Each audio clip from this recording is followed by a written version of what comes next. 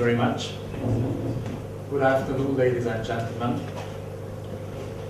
Glad to welcome you here. It's the third part of our series of the Europe Academy, and I'm glad to see that we are again attracting a very good house, just like on the two previous occasions.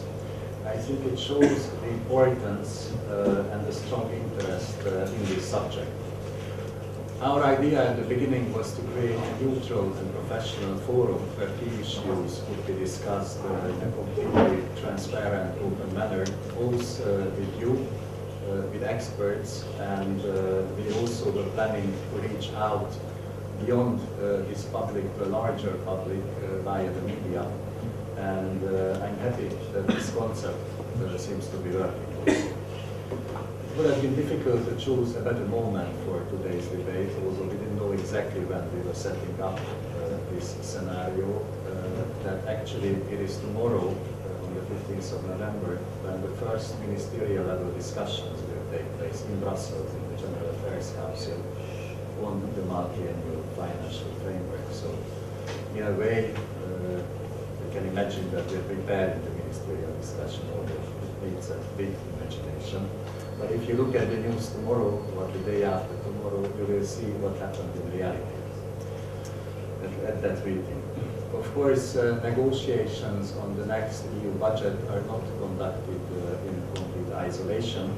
They are closely linked both to the Europe 2020 strategy, which actually we already discussed in this framework a couple of weeks ago, and also the discussions take place in an environment which is dominated by the financial crisis and the future of the euro. We discussed the financial crisis in this first session of the academy, and we will discuss the future of the euro in the last session of this academy this year in December.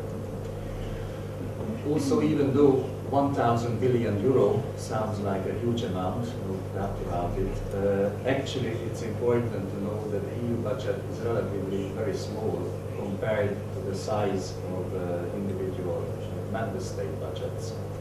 It is around 1% of the GNI of the 27 member states.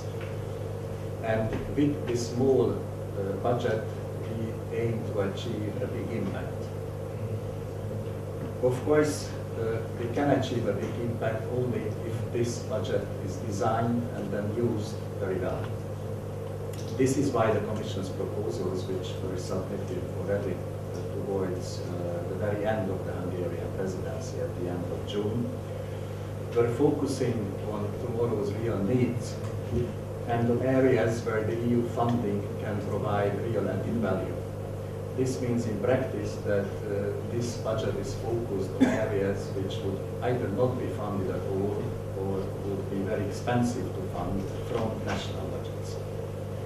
Every proposal is clearly linked to the Europe 2020 goals and priorities and concrete objectives. This is the way to achieve that every euro we are spending in this budget actually can reach various policy areas, therefore establishing a clear link among the various policy areas. For example, what is spent on cohesion also has an effect on climate change, on energy efficiency, and is able to promote social targets at the same time. This is the specific characteristic of this budget framework. It's enough to open the papers any day to see the European Union has to act together. It is also very clear that if we don't do this, if member states do not act together, if they stay on separate courses, they are running a big risk of becoming completely irrelevant in the foreseeable future. Equally, it is also clear that if you want to act effectively, effective common action needs common resources.